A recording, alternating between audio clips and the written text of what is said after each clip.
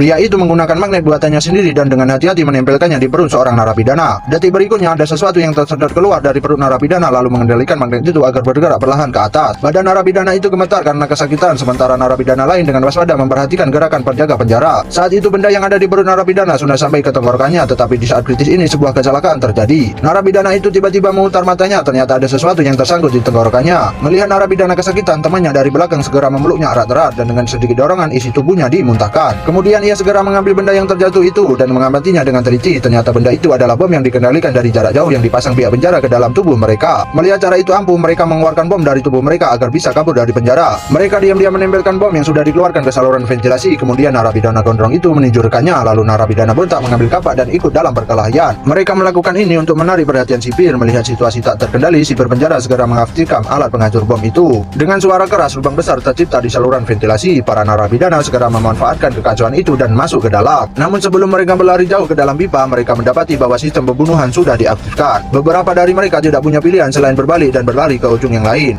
Saat ini sipir penjara telah mengetahui niat mereka untuk mencegah tahanan lain melarikan diri di tengah kekacauan. Ia segera mengaktifkan sistem uap. Semua orang berbaring di tanah memegangi perut mereka dan meringis kesakitan. Meskipun mereka telah mencapai pintu masuk gua, masih ada uap panas di depan mereka. Melihat tidak ada harapan untuk melarikan diri, narapidana bontak itu segera mengorbankan dirinya demi melindungi teman-temannya. Naasnya ia ditembaki oleh sipir penjara hingga tewas di tempat. Narapidana gondrong lainnya tiba-tiba punya ide. Ia segera membawa teman-temannya untuk bersembunyi di samping pintu masuk gua. Ia menunggu dan melihat. Tak lama kemudian lengan mekanik penjaga itu muncul dan menyemburkan api untuk memaksa beberapa orang keluar. Tepat saat senjata hendak berputar, si gondrong segera meraih senjata dan menarik penjaga itu lalu mengambil skop dan menyerang dengan ganas. Namun baru saja mereka melepaskan topeng penjaga, mereka bertiga menyadari sesuatu. Melihat hal ini, si gondrong langsung menggunakan skop untuk memukul lengan penjaga itu. Dengan usaha bersama dari ketiganya, mereka akhirnya melepaskan senjata dari tangan penjaga robot itu. Kemudian si gondrong bergegas keluar dengan senapan di tangannya dan mulai menyerang para penjaga. Dalam sekejap mata, beberapa penjaga berubah menjadi tumpukan besi tua. Apakah yang akan terjadi selanjutnya?